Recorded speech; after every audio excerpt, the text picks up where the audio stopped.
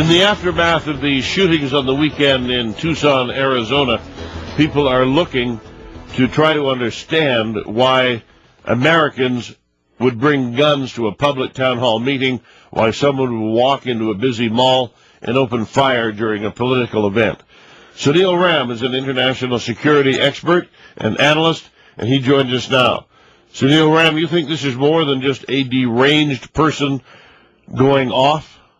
Well, I think in this particular case, Jared Lohner is clearly a bit of a crazy guy. However, the sentiment that's out there in the United States is the fact that Americans are tired of the corruption of their own government.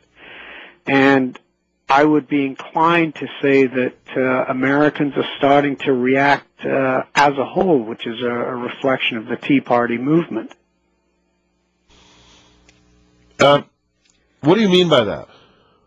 Well, what you're seeing is the American public is waking up to the fact that they are run by essentially a corptocracy, which in real terms is a fascist state. And the politicians at the top of it are effectively corrupt. I mean, the evidence is undeniable now. And this is also a function of the Keynesian economic system that we in the West run by, which is a debt-based system, which you can't run.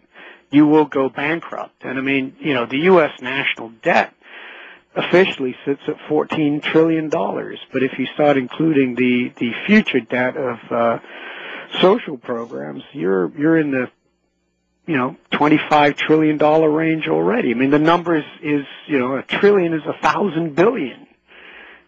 So Americans are waking up. They are fed up. And again, I have to be clear, in the case of the Jared Lohner situation, it is, from all indications, a crazed individual, albeit there is one odd anomaly. If you go to Gabrielle Gifford's website, at least up to about a day ago, she was actually subscribing to Jared Lohner's site, which seems a bit odd, but I can't gain anything from that in terms of analysis.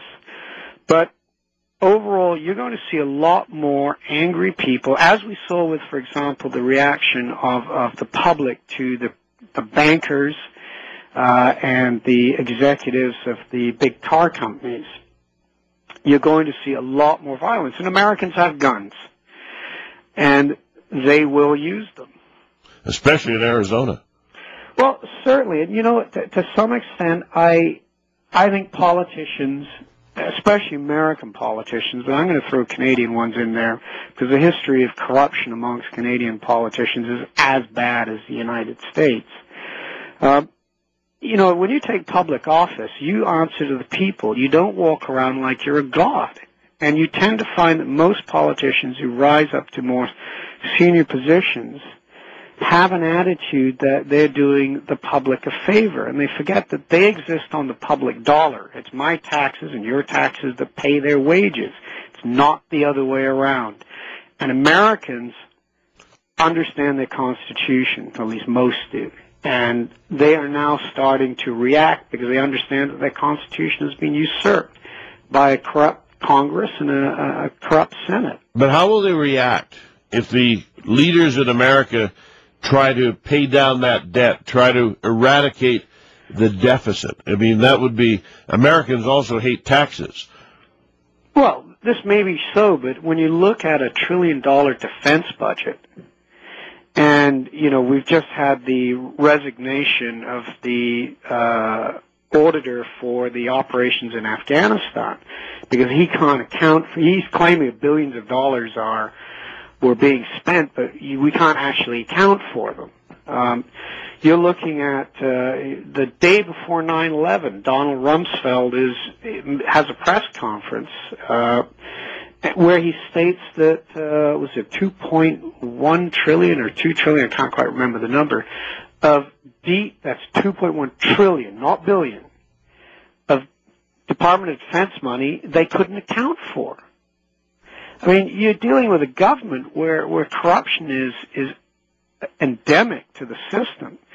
And what we have now, Americans going, hang on, this isn't our debt. These are pork barrel politics and elites within the U.S. system, and they're the same groups of people, if you look at it over time and space, belong to the same organizations, the same universities, and what we find is that the richer in the United States, and like in Canada, get richer and richer, but the middle classes and the wealthy, the people who earn between $120,000 a year to even a couple of $1 million a year, right down to the poorest classes, the separation is getting greater and greater. I mean, this has been in the press, and people are tired of this.